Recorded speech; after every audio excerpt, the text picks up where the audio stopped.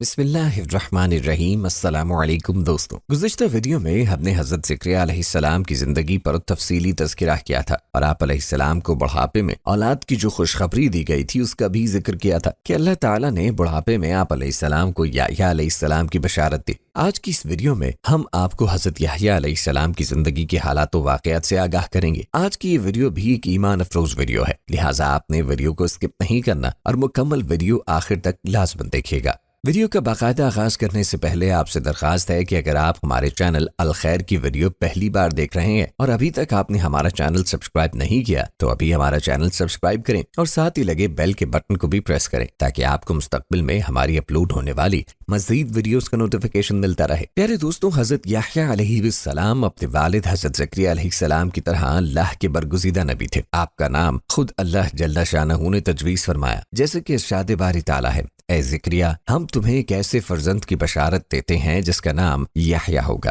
اس سے پہلے ہم نے اس نام کا کوئی شخص پیدا نہیں کیا، گویا دنیا میں سب سے پہلے آپ علیہ السلام ہی کا نام یحییٰ رکھا گیا اور آپ علیہ السلام اپنی صفات میں بھی سب سے منفرد تھے۔ حضرت یحییٰ علیہ السلام اپنے والد حضرت زکریا علیہ السلام کی دعاؤں کا ثمرہ تھے جنہیں اللہ نے بڑھاپے میں اولاد عطا فرمائی۔ روایات کے مطابق حضرت یحییٰ علیہ السلام کی والدہ عیشا اور حضرت مریم علیہ السلام کی والدہ حنا آپس میں حقیقی بہنیں تھیں۔ یوں حضرت یحییٰ علیہ السلام اور حضرت عیسیٰ علیہ السلام آپس میں خالہ زاد ہوئے۔ عام طور پر والدہ کی خالہ کو بھی خالہ ہی کہہ دیا جاتا ہے۔ کہا جاتا ہے کہ حضرت یحییٰ علیہ السلام حضرت عیسیٰ علیہ السلام سے عمر میں 6 ماہ بڑے تھے۔ روایات میں آتا ہے کہ حضرت یحییٰ علیہ السلام کثرت سے گریہ وزاری کیا کرتے، یہاں تک کہ آنسوؤں کی وجہ سے رخساروں پہ نشان پڑ گئے تھے۔ ابن اسحاق نے روایت کی ہے کہ ایک روز والدین ان کی تلاش میں نکلے تو دیکھا کہ وہ جنگل میں ایک قبر کھودے اس پہ کھڑے زارو قطار رو رہے ہیں۔ والدین نے فرمایا، بیٹے ہم 3 دن سے تمہاری تلاش میں ہیں۔ اس پر آپ علیہ السلام نے آخرت کے حوالے سے ایسی پراثر گفتگو کی کہ والدین رو پڑے۔ حضرت یحییٰ علیہ السلام بے حد حلیم،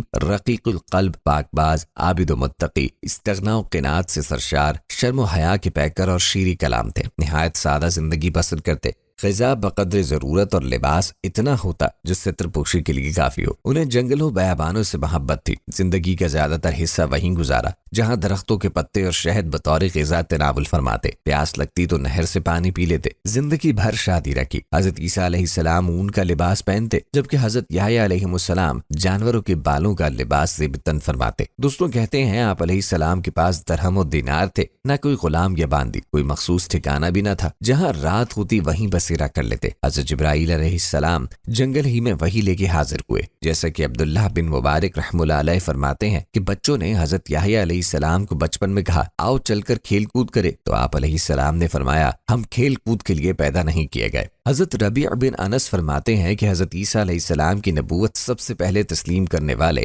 حضرت یحییٰ علیہ السلام ہی تھے، اور حضرت ابن عباس رضی اللہ عنہ سے مروی ہے کہ رسول کریم صلی اللہ علیہ وآلہ وسلم نے فرمایا، اولاد آدم میں کوئی ایسا نہیں جس سے گناہ سرزد نہ ہوا ہو سوائے حضرت یحییٰ علیہ السلام کے۔ پیارے دوستوں، آپ کو بتاتے چلیں کہ قرآن پاک میں آپ علیہ السلام کا ذکر ان 4 سورتوں میں آیا ہے جن میں حضرت زکریا علیہ السلام کا بھی ذکر ہے، یعنی سورہ آل عمران، سورہ الانعام، سورہ مریم اور سورہ انبیاء۔ اب بات کرتے ہیں آپ علیہ السلام کے اوصاف جمیلہ کی۔ اللہ عز و جل نے حضرت یحییٰ علیہ السلام پہ وحی نازل فرمائی، اے یحییٰ ہماری کتاب مضبوطی سے تھام، اور ہم نے ان کو لڑکپن ہی میں دانائی عطا فرمائی تھی اور اپنے پاس سے شفقت اور پاکیزگی بھی، اور وہ پرہیزگار تھے اور ماں باپ کے ساتھ نیک سلوک کرنے والے تھے اور سرکش اور نافرمان نہ تھے، اور ان پر سلام ہو جس دن وہ پیدا ہوئے اور جس دن وفات پائیں گے اور جس دن زندہ کر کے اٹھائے جائیں گے۔ حضرت یحییٰ علیہ السلام ابھی کم عمر ہی تھے کہ پروردگار عالم نے فرشتوں کے ذریعے تورات حفظ کروا دی اور انہیں حکم دیا کہ آسمانی کتاب کا جو علم تمہیں عطا کیا گیا ہے اس پر خود بھی عمل کریں اور اپنی قوم کو بھی اس کا درس دیں۔ اس کے ساتھ ہی انہیں بچپن میں ہی علم و دانائی، عقل و حکمت، طہارت و پاکیزگی اور پرہیزگاری عطا فرمائے گئے، اور ان میں وہ تمام خوبیاں یکجا کر دی گئیں جو ایک نیک، پارسا اور صاحب ایمان بندے کی شان ہے۔ گناہوں، نافرمانیوں اور سرکشی سے کوشش و دور، والدین کے فرما بردار اور مخلوق مخلوق خدا کے خدمت گزار۔ دوستوں یاد رہے حضرت یحییٰ علیہ السلام اپنے والدین ہی نہیں بنی اسرائیل کے لیے بھی اللہ تعالیٰ کا ایک بہت بڑا انعام تھا۔ آپ علیہ السلام کو اللہ تعالیٰ کی طرف سے تینوں حالتوں میں سلامتی ملی، یعنی پیدائش کے دن، موت کے دن اور یوم حشر۔ دراصل یہ تینوں مواقع کسی بھی انسان کے لیے سخت وحشتناک ہے۔ انسان ماں کے پیٹ سے نکلتے ہی ایک نئی دنیا دیکھتا ہے جو اس کی مختصر سی تاریک دنیا سے بہت زیادہ مختلف ہوتی ہے۔ موت کے دن اس کا واسطہ ایک اور دنیا سے پڑتا ہے، پھر جب اسے قبر سے زندہ کر کے اٹھایا جائے گا تو وہ اپنے آپ کو میدان حشر کی ہولناکیوں میں گھرا پائے گا۔ بس اس آیت میں ان تینوں مقامات اور مواقع پر اللہ تعالیٰ کی طرف سے حضرت یحییٰ علیہ السلام کے لیے سلامتی کا اعلان کیا گیا۔ آپ علیہ السلام کو اللہ تعالیٰ نے 5 خاص صفات عطا فرمائی تھی، اور سورہ آل عمران کی آیت 39 میں اللہ تبارک و تعالیٰ نے حضرت یحییٰ کی ان 5 خاص صفات کا ذکر فرمایا ہے۔ جیسا کہ ارشاد باری تعالیٰ ہے، ابھی وہ عبادت گاہ میں کھڑے نماز ہی پڑھ رہے تھے کہ فرشتوں نے آواز دی کہ زکریا، اللہ آپ کو یحییٰ کی بشارت دیتے ہیں جن کے احوال یہ ہوں گے کہ وہ کلمت اللہ یعنی حضرت عیسیٰ علیہ السلام کی نبوت کی تصدیق کرنے والے ہوں گے، اور دوسرے مقتدائے دین ہوں گے، اور تیسرے اپنے نفس کو لذات سے بہت روکنے والے ہوں گے، اور چوتھے نبی بھی ہوں گے، اور پانچویں اعلیٰ درجے کے شائستہ ہوں گے۔ مولانا اشرف علی تھانوی رحمہ اللہ علیہ فرماتے ہیں کہ حضرت عیسیٰ علیہ السلام کو کلمت اللہ اس لیے کہتے ہیں کہ وہ محض اللہ تعالیٰ کے حکم سے خلاف عادت بالواسطہ باپ پیدا کیے گئے۔ اس طرح اپنے نفس کو لذات سے روکنے میں سب مباح خواہشات سے بچنا شامل ہے، جیسے اچھا کھانا، اچھا پہننا، نکاح کرنا وغیرہ۔ ضبط نفس کی صفت بیان کرنے سے بظاہر یہ معلوم ہوتا ہے کہ افضل طریقہ یہی ہے، حالانکہ حدیث سے نکاح کی فضیلت ثابت ہے۔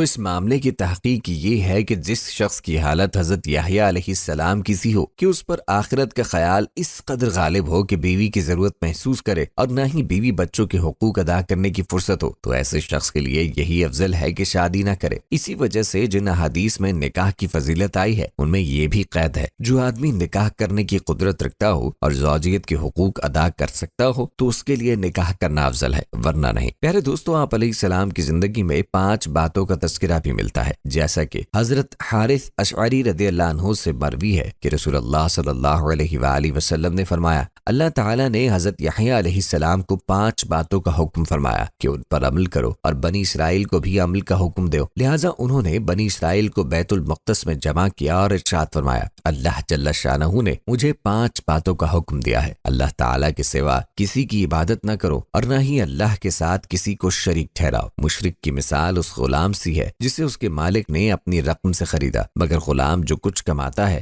وہ مالک کے بجائے کسی دوسرے شخص کو دے دیتا ہے۔ اب تم ہی بتاؤ کون ایسے غلام کو پسند کرے گا؟ لہٰذا یاد رکھو، جب اللہ نے تمہیں پیدا کیا ہے اور وہی تمہیں رزق دیتا ہے تو تم پر لازم ہے کہ صرف اسی کی عبادت کرو اور اسی کے ساتھ کسی کو شریک نہ ٹھہراؤ۔ میں تمہیں نماز کا حکم دیتا ہوں، جب تم خشوع و خضوع کے ساتھ نماز ادا کرتے ہو تو اللہ تعالیٰ اپنا رخ تمہاری طرف کر لیتا ہے، لہٰذا جب نماز پڑھو تو کسی اور طرف دھیان مت لگاؤ۔ میں تمہیں روزے رکھنے کا حکم دیتا ہوں۔ اللہ تعالیٰ نے اس کی مثال یوں دی جیسے کسی جماعت میں ایک شخص کے پاس مشک کی پوٹلی ہو تو مشک خود بخود پوری جگہ کو مہکا دے گی۔ بے شک روزے دار کی منہ کی بو اللہ کے نزدیک مشک سے بھی زیادہ معطر، مقبول اور پسندیدہ ہے۔ میں تمہیں صدقے کا حکم دیتا ہوں۔ اس کی مثال ایسی ہے کہ کسی شخص کو دشمنوں نے اچانک آدھا بوچا ہو اور اس کے ہاتھوں کو گردن سے باندھ کر قتل کرنے کے لیے چلے جا رہے ہوں۔ اس نا امیدی کی حالت میں وہ کہے گا کہ کیا میرا پورا مال لے کر میری جان بخشی ہو سکتی ہے، اور اس بات میں جواب پا کر جان کے بدلے ساری دولت قربان کرنے کو تیار ہو جائے گا۔ 5واں حکم یہ ہے کہ دن رات کثرت سے اللہ کا ذکر کرتے رہا کرو۔ اس کی مثال ایسی ہے کہ ایک شخص جو دشمن سے بھاگ رہا ہو اور دشمن تیزی سے اس کے تعاقب میں ہو، وہ شخص بھاگ کر کسی مضبوط قلعے میں پناہ گزین ہو جائے۔ دوستوں، جہاں تک بات ہے آپ علیہ السلام کی وفات کی، تو حضرت یحییٰ علیہ السلام کی وفات کے بارے میں مفسرین نے مختلف واقعات تحریر کیے ہیں جو یہود و نصارہ کی کتب سے لیے گئے ہیں۔ تاہم مفسرین کی اکثریت نے جس واقعے کو بیان کیا ہے وہ لوقا کی انجیل سمیت یہود و نصارہ کی کئی کتب میں درج ہے۔ اس کا خلاصہ یہ ہے کہ یہودیہ کا بادشاہ ہیرود ایک عیاش شخص تھا جس کی وجہ سے پورے ملک میں فسق و فجور پھیل رہا تھا۔ اس نے اپنے حقیقی بھائی فلپ کی بیوی ہیرودیاس کو بغیر نکاح اپنے گھر میں رکھا ہوا تھا۔ حضرت یحییٰ چونکہ نبی تھے اور دعوت حق کا فریضہ سر انجام دیتے تھے، انہوں نے بادشاہ کی ان فحش حرکات کے خلاف آواز بلند کی، جس کے نتیجے میں انہیں گرفتار کر کے قید خانے میں ڈال دیا گیا۔ تاہم بادشاہ ان سے ڈرتا بھی تھا، وہ جانتا تھا کہ آپ علیہ السلام اللہ کے نبی اور نیک و پارسا انسان ہے، نیز عوام میں بڑی عزت ہے، لیکن بادشاہ کی داشتہ ہیرودیاس حضرت یحییٰ علیہ السلام کی تعلیمات کو اپنے اور اپنی جیسی دوسری بدکار عورتوں کے لیے بہت بڑا خطرہ سمجھتی تھی، چنانچہ وہ آپ علیہ السلام کی جان کے در پہ ہو گئی۔ اسی اثنا میں بادشاہ کی سالگرہ کے سلسلے میں محل میں رقص و موسیقی کی محفل جمی، جس میں ہیرودیاس کی جوان سال خوبصورت بیٹی نے رقص کے ہیجان خیز تیر چلا کر بادشاہ کو اپنے جال میں پھنسا لیا۔ بادشاہ نے خوش ہو کر اس سے کہا، مانگ کیا مانگتی ہے؟ بیٹی نے اپنی ماں سے مشورہ کیا، وہ تو پہلے ہی ایسے موقع کی طاق میں تھی، لہٰذا بیٹی سے کہا یحییٰ کا سر مانگ لے۔ بیٹی نے بادشاہ کے سامنے ادب سے جھک کے عرض کیا، اے بادشاہ سلامت، مجھے یحییٰ کا سر تھال میں رکھ کر منگوا دیجیے۔ بادشاہ یہ سن کر غمگین تو ہوا، مگر محبوبہ کی بیٹی کی فرمائش کیسے رد کر سکتا تھا؟ چنانچہ اس نے فوراً قید خانے سے حضرت یحییٰ علیہ السلام کا سر کٹوا کے منگوایا اور ایک تھال میں سجا کر محبوبہ کی رقاصہ کی بیٹی کی نظر کر دیا۔ کہتے ہیں کہ دمشق کی جامعہ مسجد بنی امیہ کے ہال میں آپ علیہ السلام کا سر مبارک دفن ہے۔ اموی خلیفہ